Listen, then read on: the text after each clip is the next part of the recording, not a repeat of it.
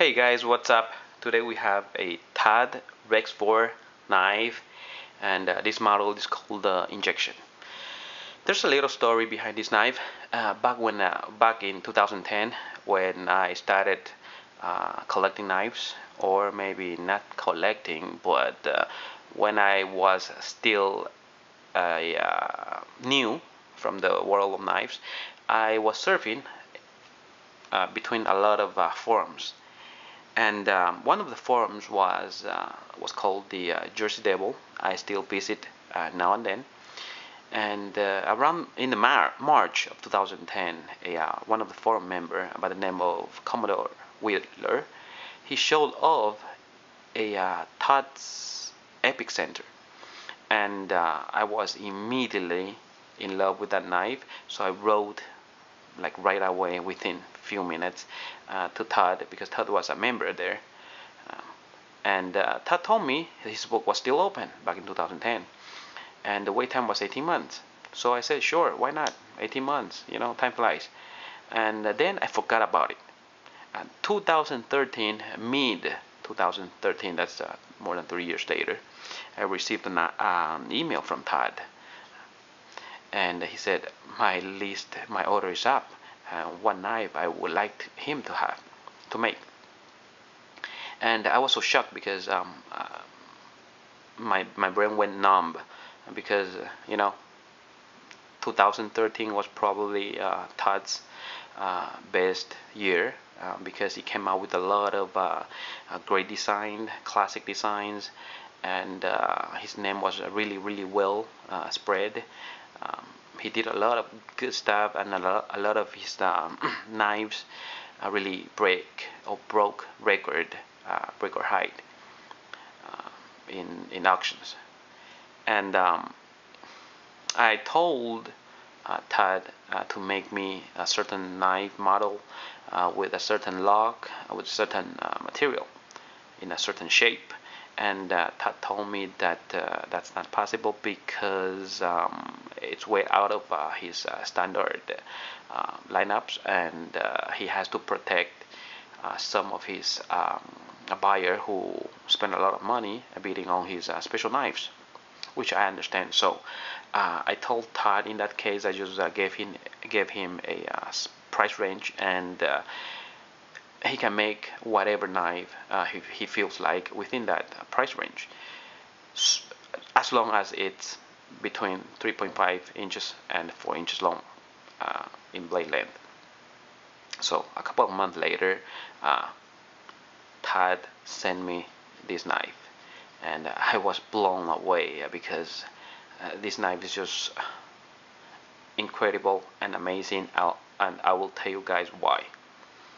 Um, Todd has three main models, and which is the Epic Center. He has a collaboration work with Bolster, and another one is the Singularity, which he has a collaboration work with I think it's Zero Tolerance, and he has a Injection, which he has a collaboration work with Kershaw. And this model is called the Injection, and is by far well, it's probably one of my favorite model from Todd, because of its EDC friendly shape. It has the classic draw point shape with a flat grind, which has been done like really perfectly. You don't see uneven uneven surface on this blade. The handle is straight, and as you guys know, straight handle feels really good in your hand, because you have a lot better control when you are moving around, compared to a curved or a more ergonomic per se handle. The blade is made out of Chad Nichols stainless Damascus. This pattern is called the Lizard, um, and Todd acid the blade really evenly. All the black looks black or really like dark gray, but it's really even, and all the shiny part, all the white part shines. Okay, and you can also see the top of the blade very evenly um, grounded. Ground. The thumb stud is made by Chad, I mean Todd, and it's made out of zirconium. And the zirconium is a very hard material to work with because it shoots out probably 10 times more sparks than titanium or other steel. So to mill these little dots into the zirconium, it just takes out a lot of time, a lot of patience, and a lot of skill.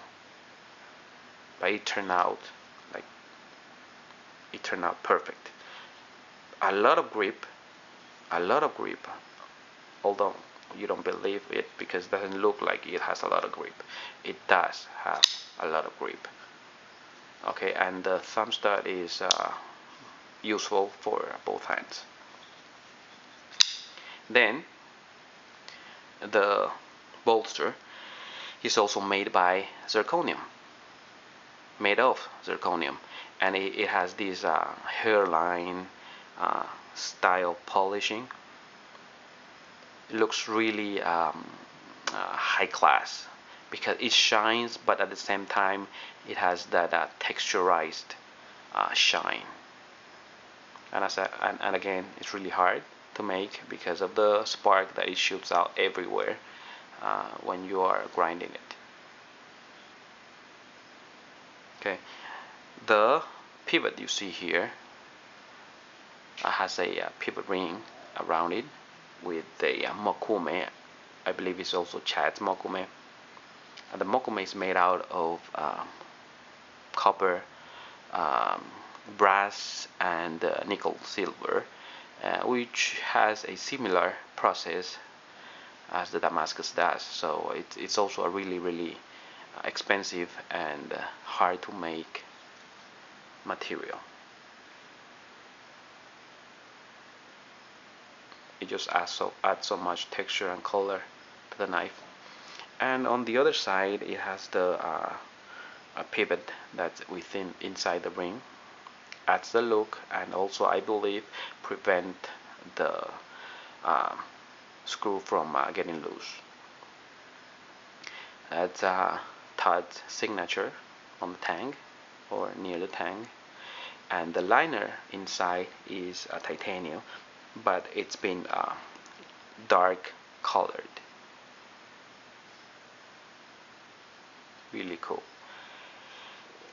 The action on this one is just so fast and so amazing. It's probably the fastest knife that I have. You just open it effortlessly, and it shoots out really quick. It's quicker than a lot of flippers that I own. Okay, so if speed is what you want, you don't have with this knife. You don't really have to go with flipper because this knife opens really fast. Blade centered perfectly. The liner lock engages about 20%, and it stays there. No movement on the knife, no, not even the slightest movement. The blade gets sucked right in and stays there, and also no movement when the blade is closed. The scale. This is probably the most beautiful part of the knife. It's Todd's hot hammered finish. This is a secret finish because if you look closely, the hammer portion, it really looks like it's been chipped away. It's not just you get a hammer and just start hammering the titanium, because if you do that, you get a hollow crater instead of this chipped finish. So even it's called a hot hammered finish, I believe it's not just some random hammering. It has gone through a really great uh, process to give you this type of finish, and then it's been heat colored, so you get this different color with different lighting and with the different angle when you're looking at the knife.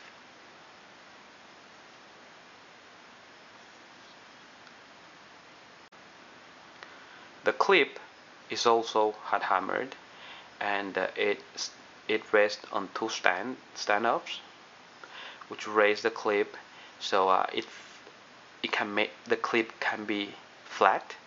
So when you are holding the knife, you really don't feel that the clip is there because it's flat. It's one piece, like with the handle, and you get a really comfortable grip no matter how you grab it. It's just really comfortable, and also the look is just really cool. If I'm like shaking the knife, the clip just disappeared because of the same texture that it applied on the clip and the handle. So it's kind of like camouflage, which is really really interesting to me. The zirconium standoffs, yes, zirconium standoffs are also made by hand by Todd, and these are I will guess probably one of the hardest part in making this knife, because the tolerances on these standoff has to be like perfect. Otherwise, the blade won't be centered, and the handle won't be able to close it like really tight with this type of tolerances. It's impossible to achieve if these standoffs are not made in perfect condition. And these two standoffs are not the same. There's a bigger one, and this is a smaller one. So it takes extra time to design and to make. And I love this really dark gray color. I'm a backspacer guy, well, now, but I really love these standoffs because it just looks so good. Really, it looks really good. And also the knife weighs about 7.05 ounces. It weighs 7.05 ounces according to my digital scale. So the standoff probably saved about what, 0.2 ounces or 0.3 ounces compared to the backspacer, which is also a good thing. 7 ounces is not heavy. It's not heavy for a 4-inch knife. It's really comfortable, and it feels you can feel the weight in it, but at the same time it's not too heavy for you to handle the knife.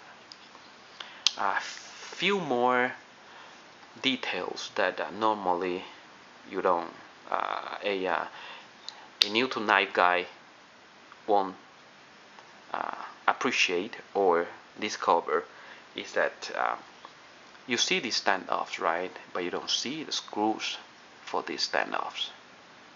Okay, that's the detail that differs from a good knife maker and a great knife maker. And you see the bolster, but you don't see the screws on the bolster. See,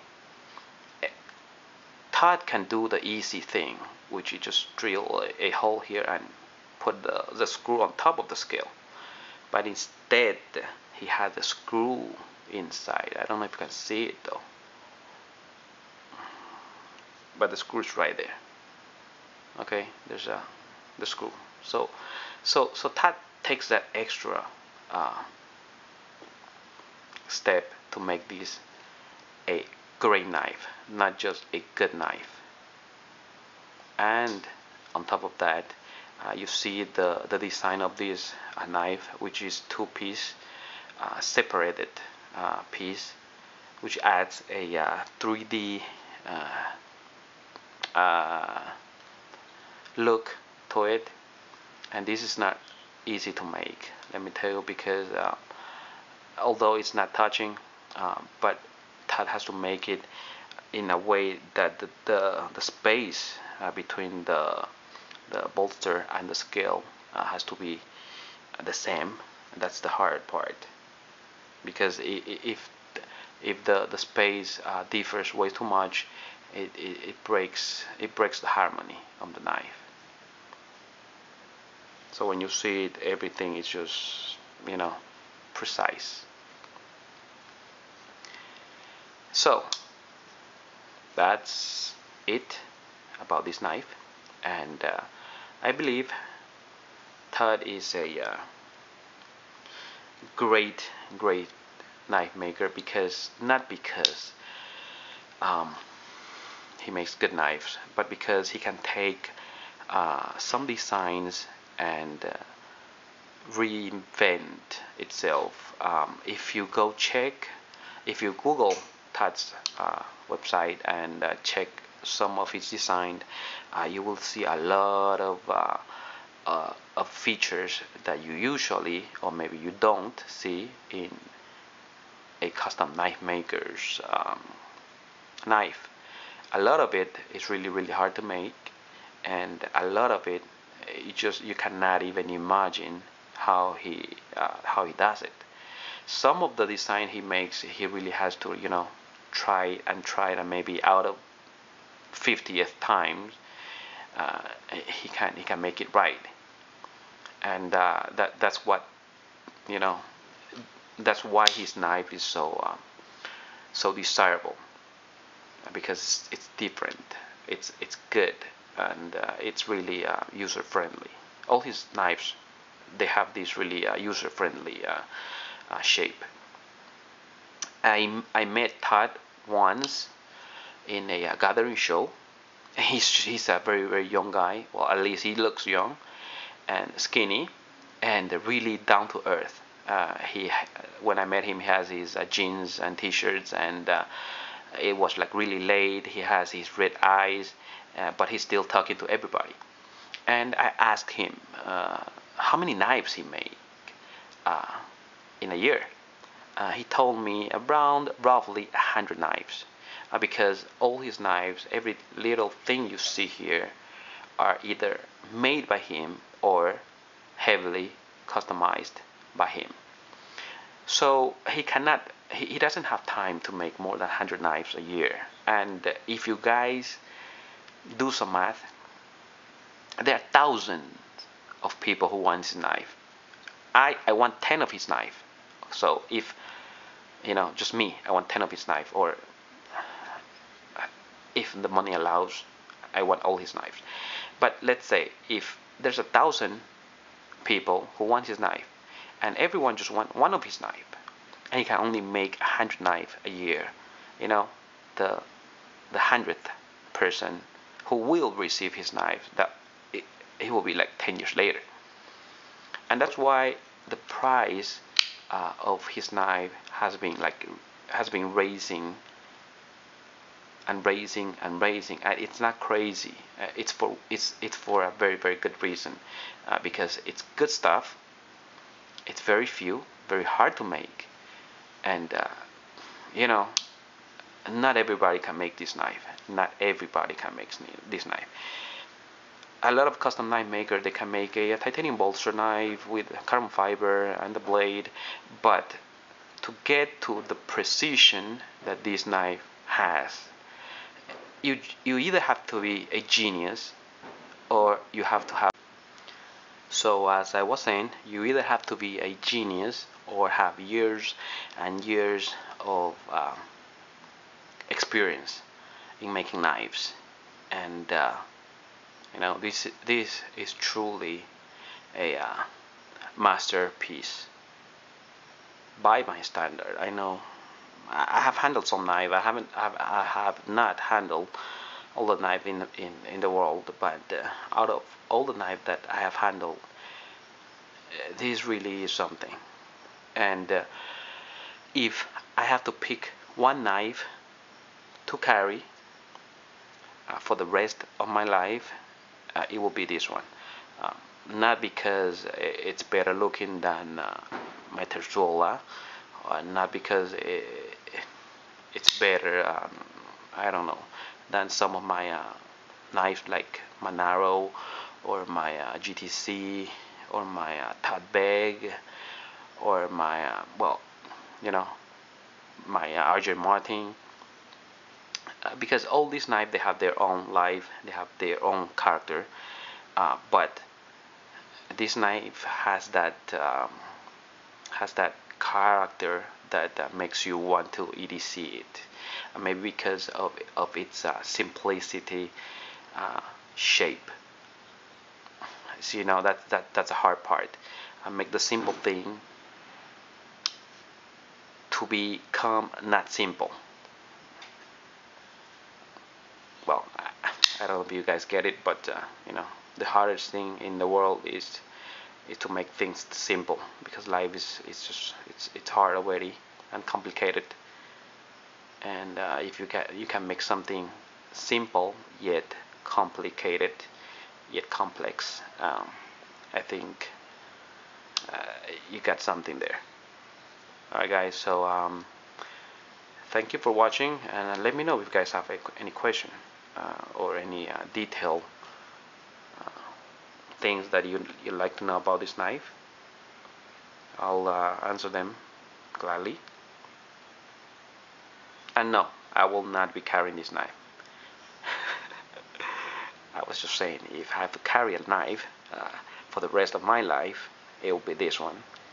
But I don't have to carry a knife, just one knife for the rest of my life. So no, I will not be carrying this knife. Maybe someday I will, but right now I won't. This is a safe point, because it's just, I don't know. I haven't passed that stage yet where I see everything just as just something material. This for me is an art piece. It's kind of like a Mona Lisa.